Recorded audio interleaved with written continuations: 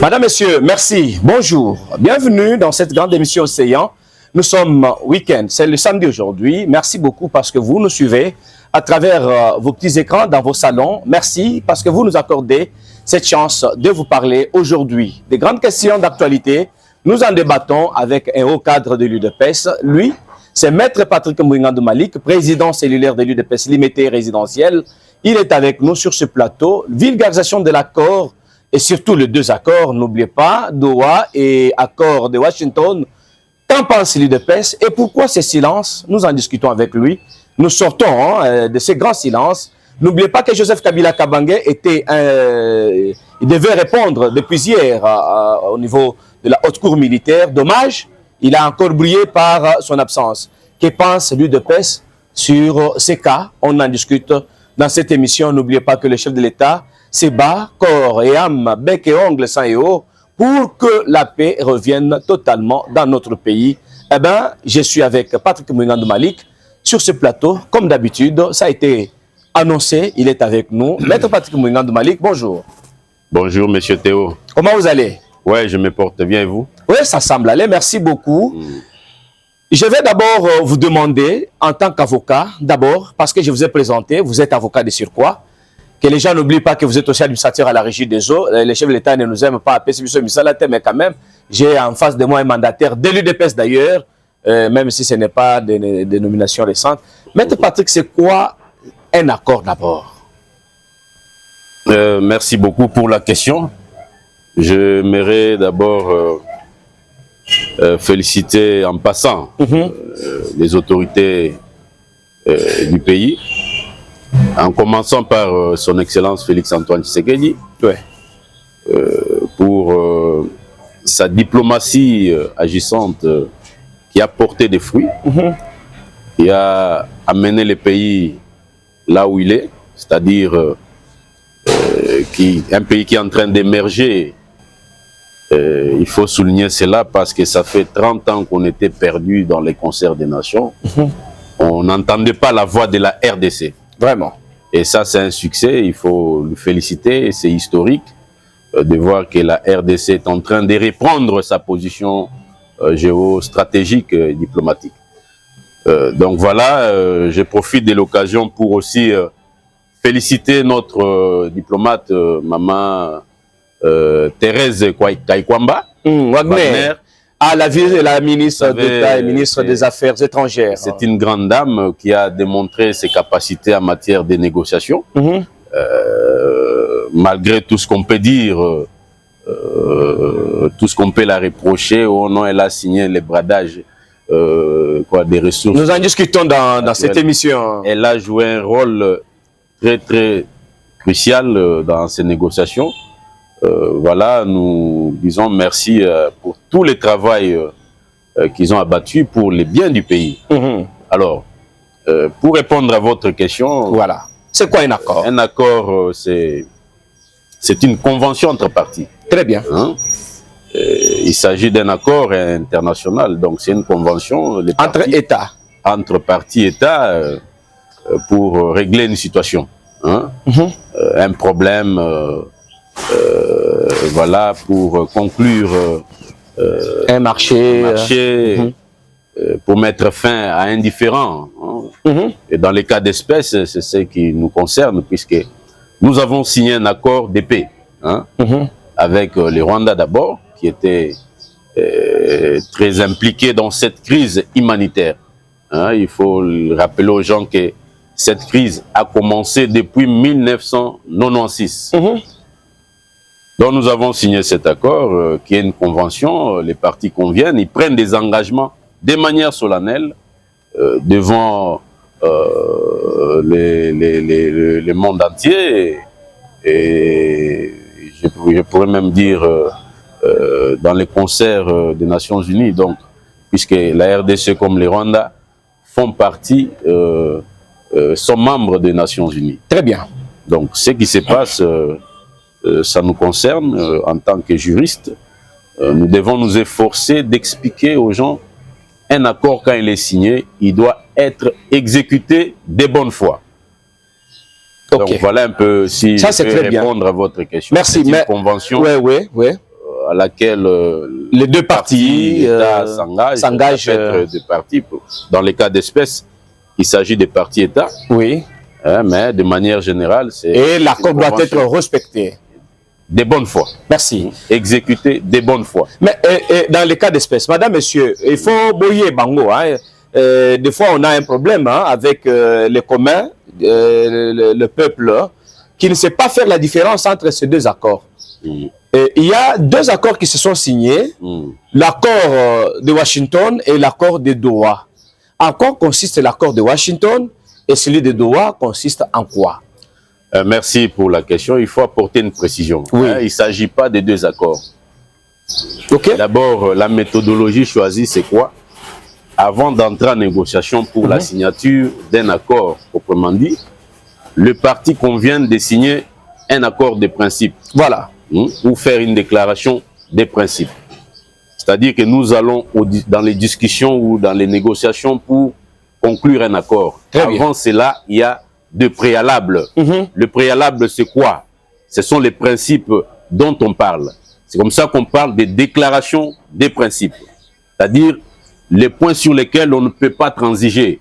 C'est comme ça que nous, dans l'accord de Washington, nous avons convenu que la souveraineté reste non négociable. Il y a eu un accord de principe avant. Ouais. Avant cet accord de Washington.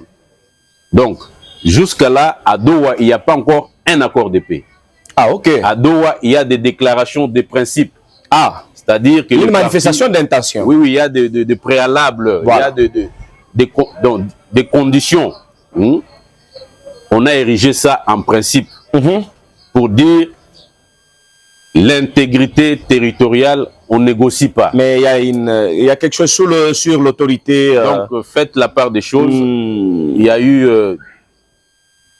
deux temps. À Washington, c'est-à-dire il y a eu l'accord de principe. Et après, il y a eu signature d'un accord. L'accord de paix. À Doha de même, il y a d'abord la déclaration de principe. Oui. Et après, il y aura l'accord de paix qui sera signé incessamment. Mais il y a déjà des couacs là-dessus. Hein, justement, c'était pareil avec l'accord de Washington.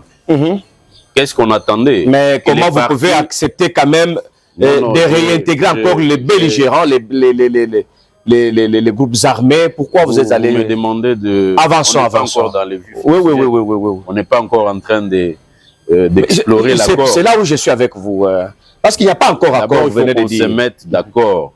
Sur la déclaration des principes. La déclaration des principes a érigé en principe certaines, comment on dit,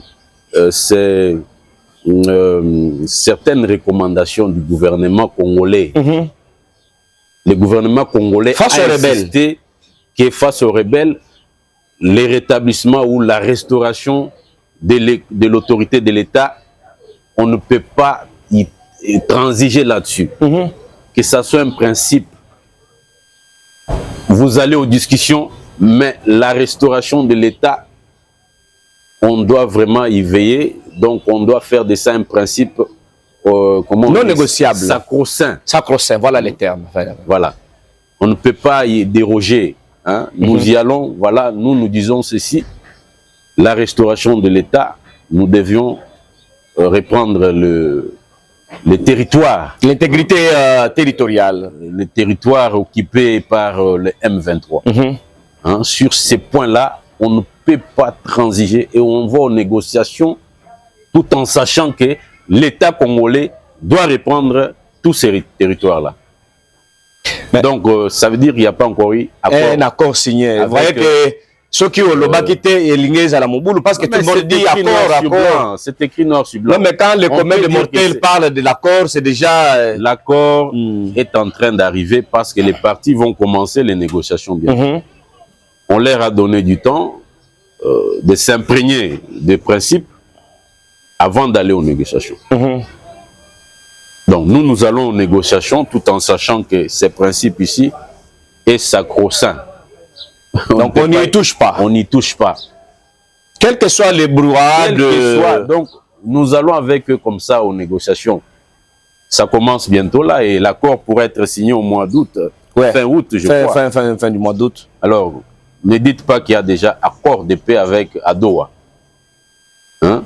Et pourquoi il y a la même procédure? Pourquoi il y a deux milieux, deux temps? Pourquoi? Mais c'est pour que les gens s'engagent en connaissance des causes. Il ne faut pas que les gens aillent signer, comme on dit, signa. Les gens doivent signer tout en sachant que nous avons consenti et nous avons convenu de renoncer à ceci et de ne pas renoncer à ceci, à cela. Donc c'est ça ce qui se passe. On veut préparer le terrain pour que les gens s'engagent en connaissance des causes. Hein? Quand vous vous engagez en connaissance, comme l'accord de Washington là, on ne peut plus revenir en arrière. Puisqu'il y a eu les premiers temps. Et les 90 jours vont s'épuiser bientôt. Justement, les rebelles ne sont pas encore quittés. On est dans les 90 jours. Les rebelles vont signer bientôt aussi. Ils ont déjà signé l'accord de principe qui reconnaît à l'autorité, plutôt la restauration de l'autorité de l'État.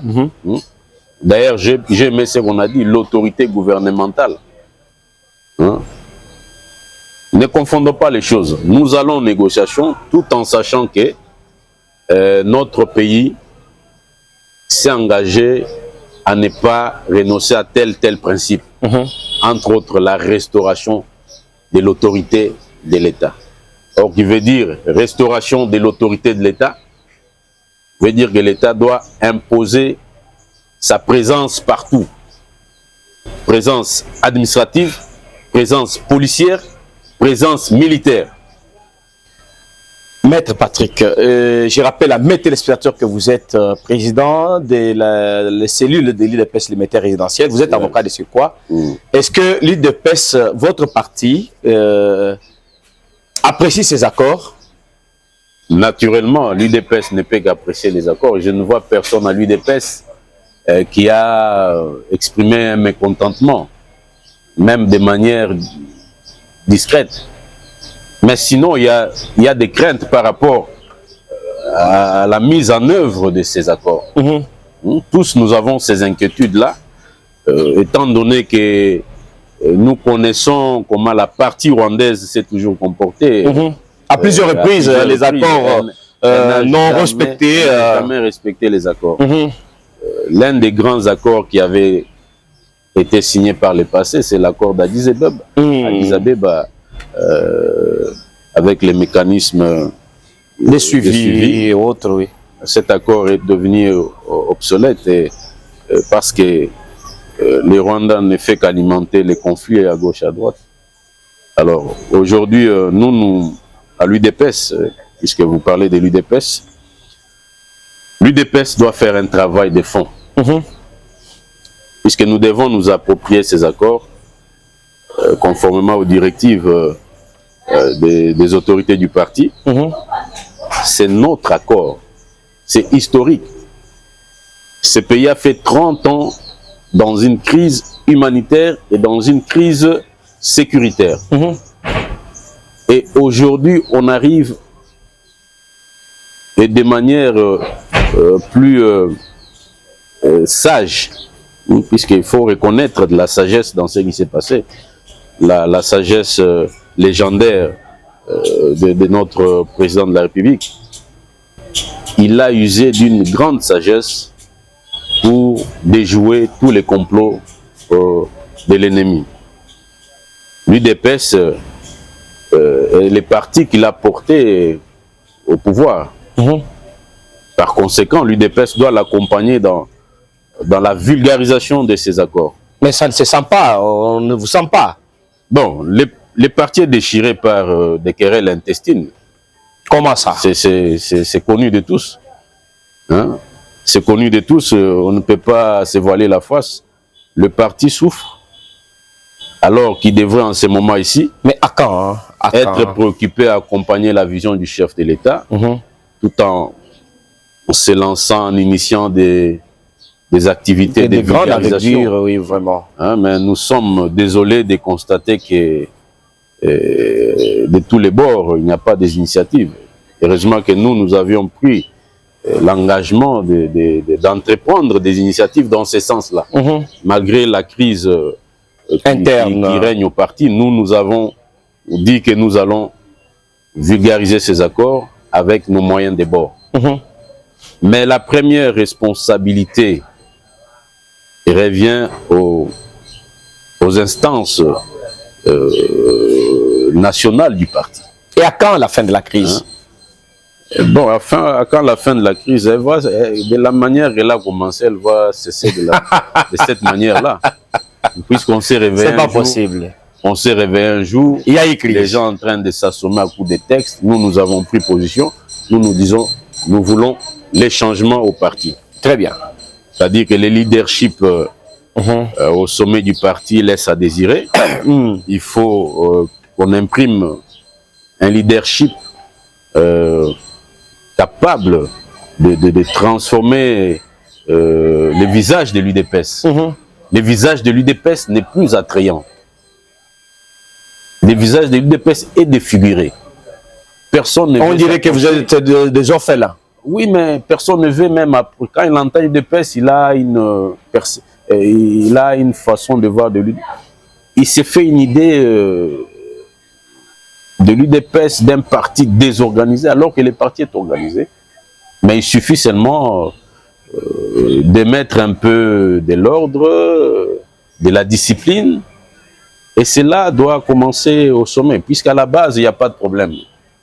Je suis avec les amis qui sont de l'autre camp. Nous échangeons de temps à autre.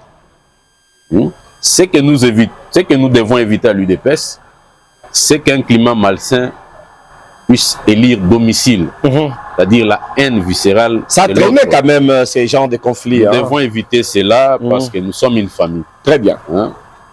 On peut avoir des petits problèmes, mais il faut qu'on se mette autour d'une table.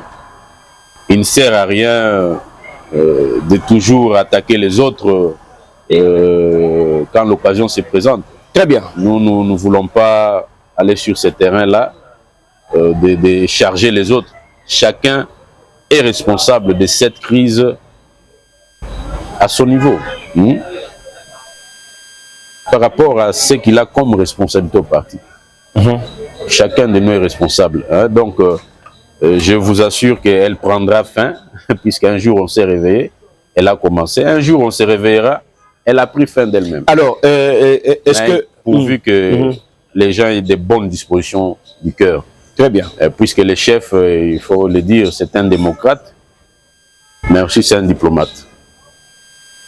Le chef n'aime pas des positions trop tranchées, à ce que je sache. Il nous faut arriver là où le chef est, pour comprendre sa pensée et sa vision. Très bien. Qu'il a pour les partis. Le chef en souffre comme nous de cette crise. Nous espérons que lui-même, en tant que haute autorité politique de référence de votre parti, et je dirais même président du parti, puisqu'il demeure, bien qu'il il est frappé par une incompatibilité. Il ne peut pas exercer les fonctions au sein du parti. Mais il demeure président du parti puisque personne ne l'a remplacé. Et la procédure pour remplacer le président du parti est connue. C'est un congrès. Il faut qu'il y ait un congrès pour élire un président. Je ne suis pas dans... À ce jour, il n'y a aucun président au parti. Et le parti est géré par un secrétaire général. Oui, le parti est géré par un secrétaire général. Merci beaucoup. Est-ce que les Congolais peuvent faire confiance en ces accords? C'est une question. Mais quand vous parlez des Congolais, je dois vous dire que les Congolais en avaient déjà marre de cette crise. Tout ce qu'ils attendaient du chef de l'État, qu'ils ont élu à la majorité écrasante. Je rappelle il n'y a pas eu accord que Nangadi pour qu'il soit président. Non, il ne faut pas tomber... Clarifiez-nous, c'est normal, non, on ne tombe pas. Il ne faut pas tomber dans les caniveaux, dans des histoires trop basses. C'est un peu mais c'est ce que nous connaissons. Et d'ailleurs, c'est de la turpitude si vous dites que Nanga avait dit ceci, cela. Je ne peux pas revenir sur ce qui a déjà été dit. Évoluons. Et c'est que l'histoire déjà retenue comme...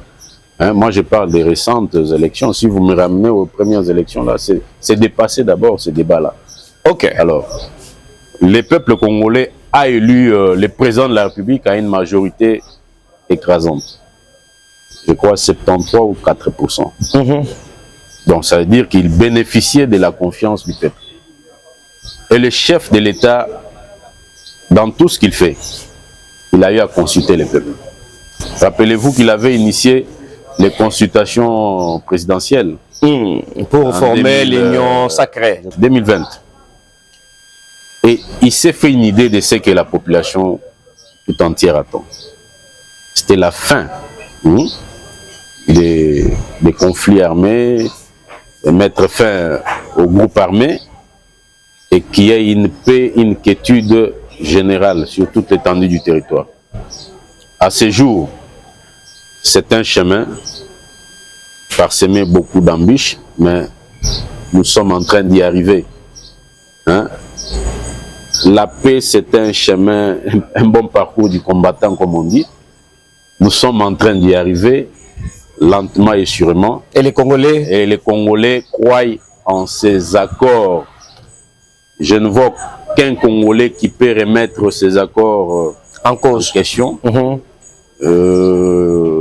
Étant donné que ceux qui meurent à l'Est sont aussi des Congolais. Ce sont des Congolais, nos frères. Très bien. Alors, je ne vois aucun Congolais. Et d'ailleurs, cet accord a été accueilli avec joie par les Congolais. Les Congolais se sont exprimés. Il faut voir. Il n'y a qu'une minorité qu'il ne faut pas négliger, qui a fait peut-être des critiques négatives. Nous sommes en démocratie, c'est permis à quelqu'un de mettre son opinion positive ou négative. Et moi, je crois en la démocratie. Mais qui... Et si les gens ont estimé que l'accord ne rencontrait pas les attentes du peuple congolais, c'est leur droit. Alors qu'il laisse aussi à cette majorité qui croit en ces accords et qui voit en ces accords une, comment je peux dire, une paix durable dans les futurs. Mais quand vous dites que l'on soutienne les accords, eh ben, les Congolais de lambda qui demandent les dialogues d'abord internes avant qu'on amorce... Non, ne confondez. Je ne vois aucun Congolais lambda qui a demandé un dialogue en interne. Qu'est-ce que vous entendez par dialogue interne?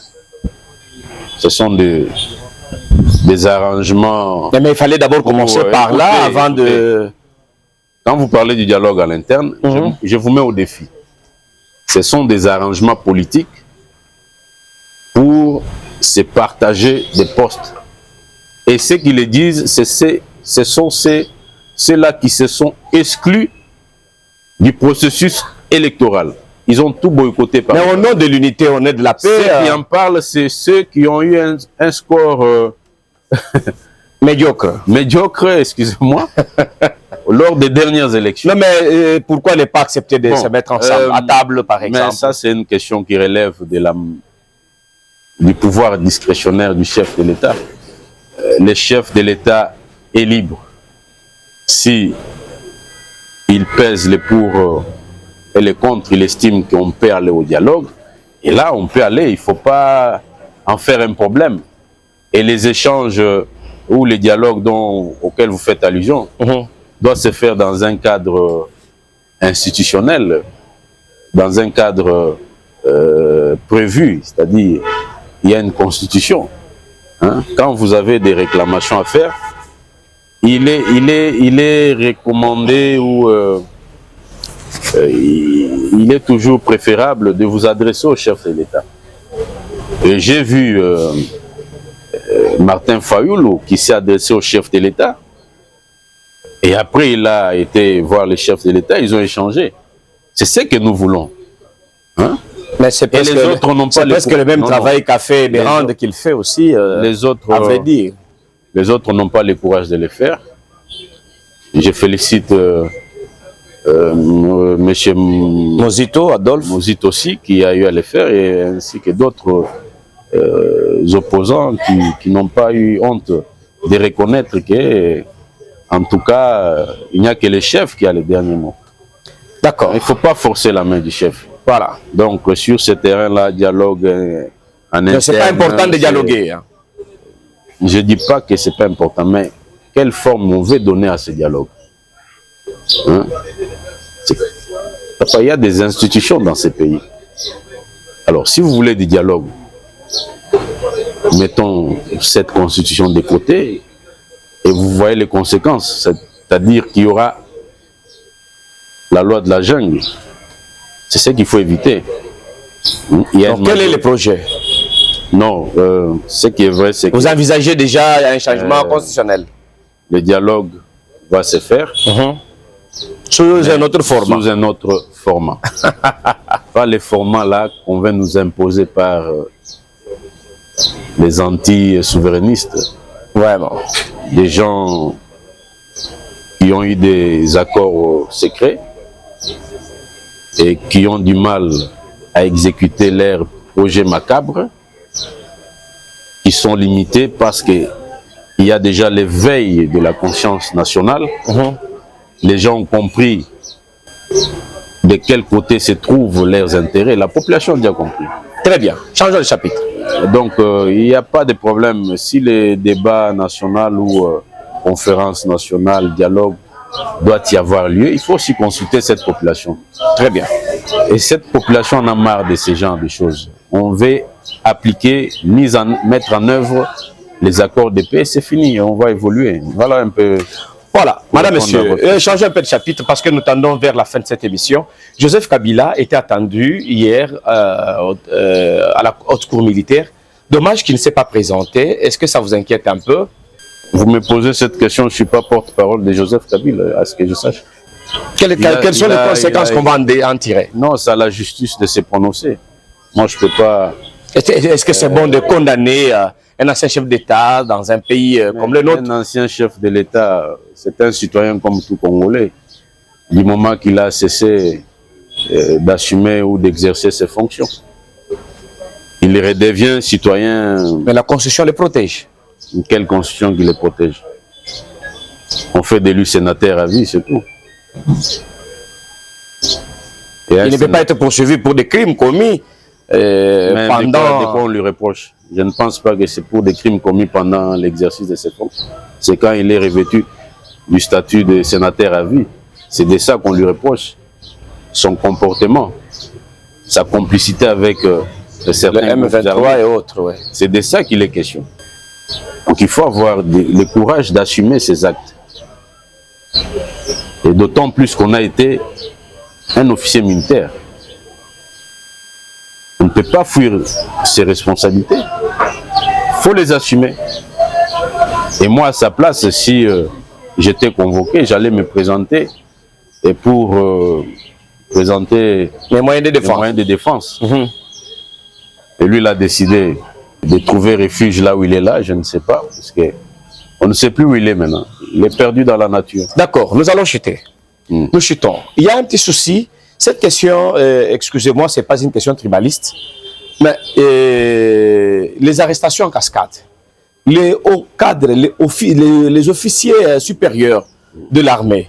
Mais quand on y regarde, on y jette un coup d'œil, c'est spécifiquement plutôt les Kasaï, et le Kassayan et les Katangé. Autour du chef de l'État, un soi-disant coup d'État avait se formé. Est-ce que, je ne vous pose pas cette question en tant que spécialiste de guerre parce que vous ne l'êtes plus, mais c'est ce que ça vous inquiète?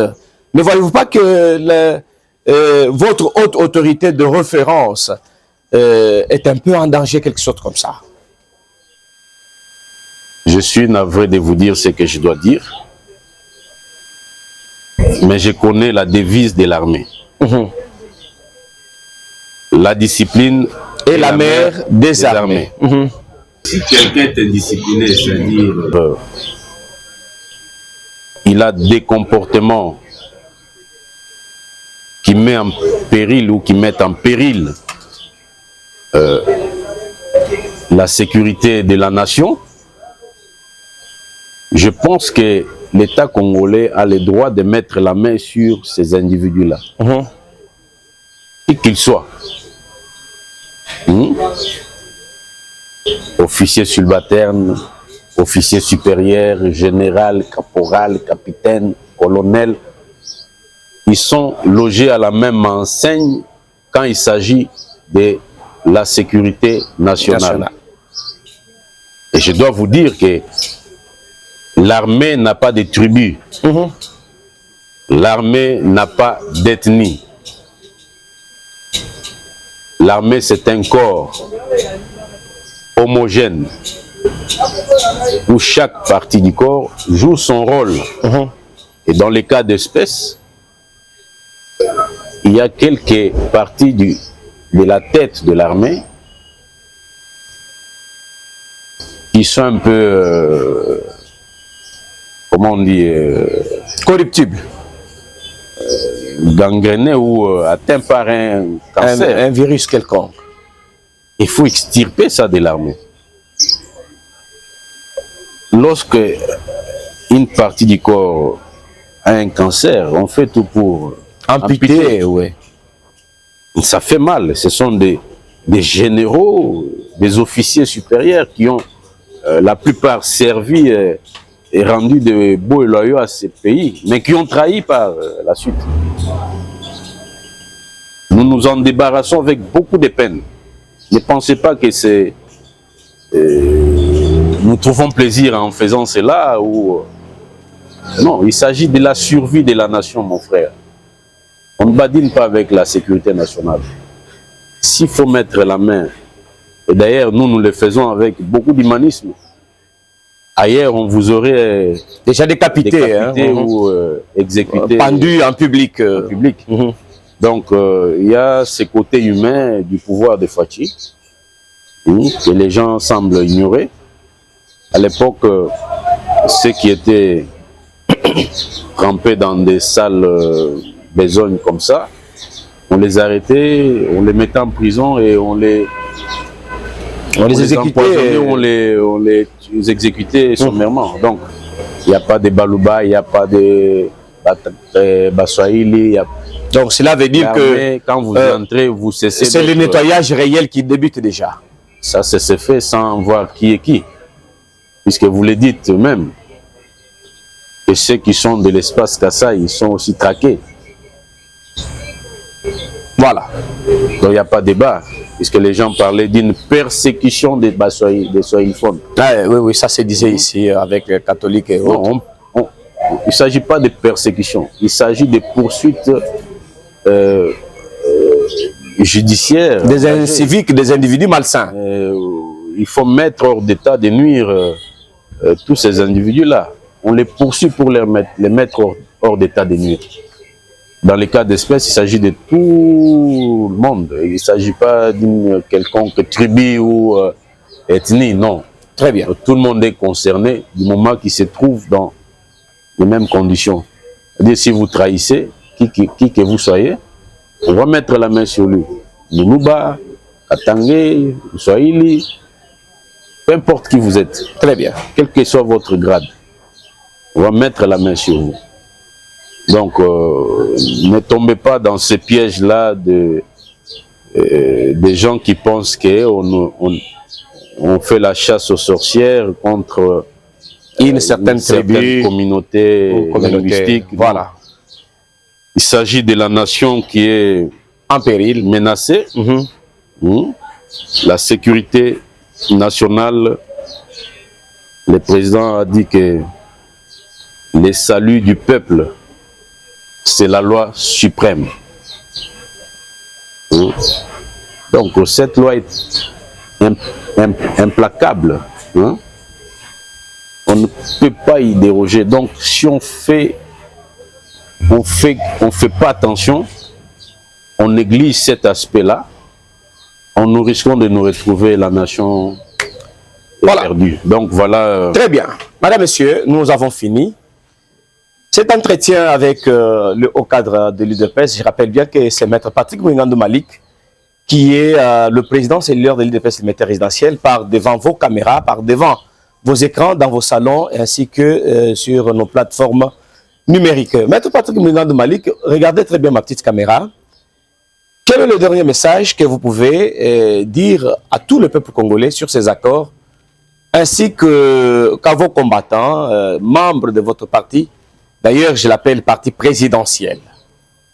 Merci pour cette occasion que vous me donnez de m'adresser aux combattants, mais bien entendu au peuple congolais aussi, parce que nous sommes tous avant tout congolais.